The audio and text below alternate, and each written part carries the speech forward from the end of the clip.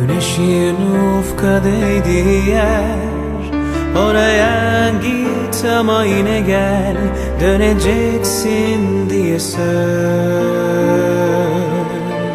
ver. Böylesi hepsinden güzel, git özlet kendini yine gel, döneceksin diye söz ver.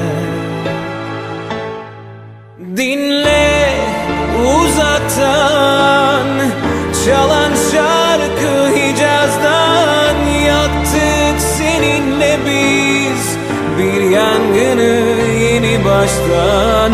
Dinle uzaktan küllerin arasından, madem her şey biter yine başlar yeni baştan.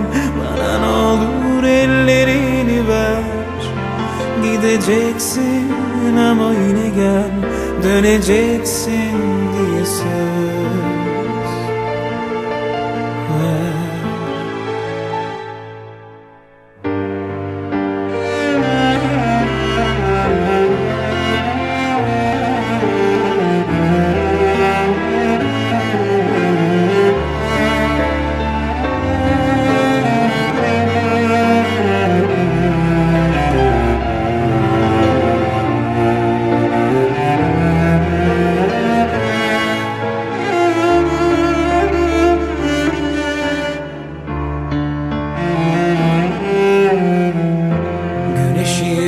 Ufka değdiği yer, oraya git ama yine gel, döneceksin diye söz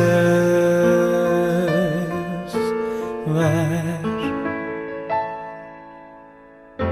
Böylesi hepsinden güzel, git özlet kendini yine gel, döneceksin diye söz ver.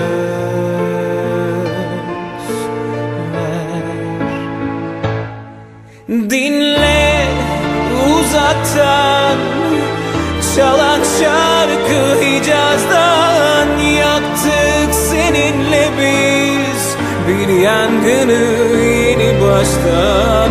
Dinle uzaktan küllerin arasından, madem her şey biter yine başlar yeni baştan. Bana ne olur ellerini ver, gideceksin ama yine gel, döneceksin diye söz.